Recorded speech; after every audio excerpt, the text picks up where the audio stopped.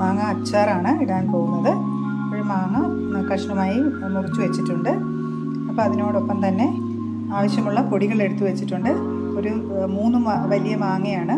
അപ്പോൾ അതിന് വേണ്ടി ഒരു 4 സ്പൂൺ മുളക് പൊടി, അതുപോലെ തന്നെ ഒരു ചെറിയ സ്പൂൺ ഉലുവാപ്പൊടി, ഒരു ചെറിയ സ്പൂൺ കായപ്പൊടി, പിന്നെ അല്പം ഉപ്പ്.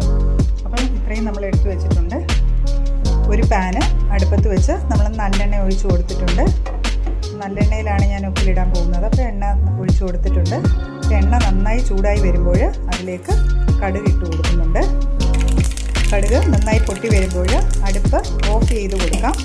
ഓഫ് ചെയ്ത് കൊടുത്തിട്ട് നമ്മൾ എടുത്തു വെച്ചിരിക്കുന്ന പൊടികളെല്ലാം ഇതിലേക്ക് ഇട്ട് കൊടുക്കാം. എന്നാൽ എല്ലാ പൊടികളും ഇതിലേക്ക് ഇട്ട് കൊടുക്കുകയാണ്. അടുപ്പ് ഓഫ് ചെയ്തിട്ടുണ്ട്. ഇത് നന്നായി ഒന്ന് ഇളക്കി കൊടുക്കുക. മിക്സ് ചെയ്ത പൊടികളിലേക്ക് മാങ്ങ ഇട്ട് കൊടുക്കാം.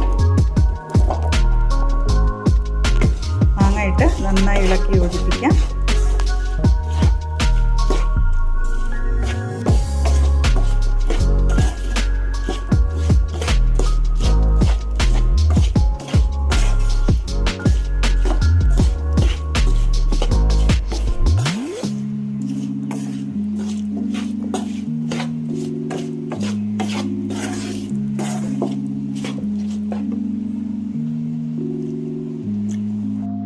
സ്റ്റൗവ് ഓണാക്കി കൊടുത്തിട്ടുണ്ട്. ഇനി ഇത് ഒരു 2 സെക്കൻഡ് നന്നായി ഇളക്കി യോജിപ്പിക്കുന്നുണ്ട്.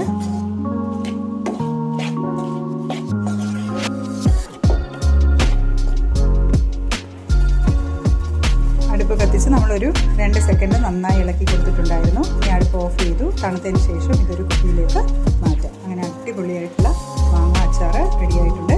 അപ്പോൾ നമുക്ക് നീണ്ട ദിവസങ്ങളിൽ വെക്കണം എന്നുണ്ടെങ്കിൽ നമ്മൾ ഈ സമയത്ത് അല്പം വിനാഗിരി കൂടെ ചേർത്ത് കൊടുക്കാം. ഈ അടുപ്പ് ഓഫ് ചെയ്തതിന് ശേഷം അല്പം വിനാഗിരി കൂടെ ചേർത്ത് കൊടുക്കാം. അപ്പോൾ ഞാനിത് പെട്ടെന്ന് തന്നെ ഉപയോഗിക്കുന്നത് കൊണ്ട് ഇതിൽ ചേർത്തിട്ടില്ല. അപ്പോൾ എല്ലാവരും തന്നെ ഇതുപോലെ മാങ്ങ അച്ചാർ ചെയ്ത് നോക്കുക.